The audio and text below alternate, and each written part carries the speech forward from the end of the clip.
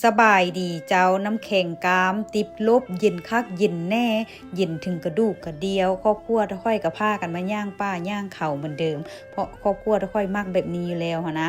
ติดลบมันอะเพราะว่ามันเย็นอีหลีเนาะ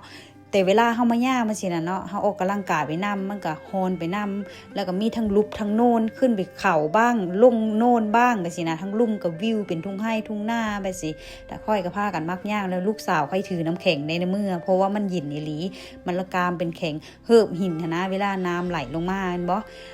มันก็จะเป็นเวลามันบ่เย็นหลายมันก็จะน้ำไหลลงมายุดแต่เวลาเย็นหลายไปสินะติดลบไปสินะแล้วก็น้ำแข็งมันก็จะมากาวน้ำเหิบหินหั่นหรือว่าน้ำโกนหินไปสินะแล้วค่อยกับผ้ากันฮักเอาลูกสาวค่อยมักอยู่แล้วแต่เดินฮะมันสิโฮนเด้จะเห็นน้ำแข็งเบิ่นเลยขาวๆน้ำแม่นเบิ่นเลยน้ำแข็งเบิ่นเลยแหละเพราะเวลามันบ่เย็นหลายน้ำมันก็สิไหลลงมายุดไปสิเนาะเวลามันเย็นแห้งไปสิน้ำมันก็สิกามเป็นก้อนหินน้ำแข็งไปสิแล้วก็เป็นแหลมๆเหมือนแบบว่าเป็นย้อยเหมือน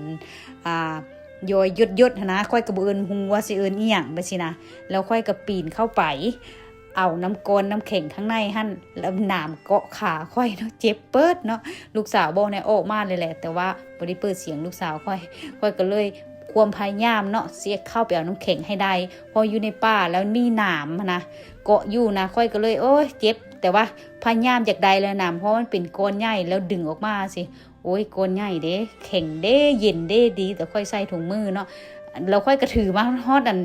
ครึ่งทางเลยเด้นี่ค่อยจับออกมาให้ลูกสาวค่อยเบิ่งดูนี่ก้อนใหญ่เป็นไงเป็นยังไงแล้วค่อยจึงอยากเข้าไปเอาให้ลูกสาวค่อยนะเพราะลูกสาวค่อยมากอยู่แล้วน้ำแข็งมาสินะ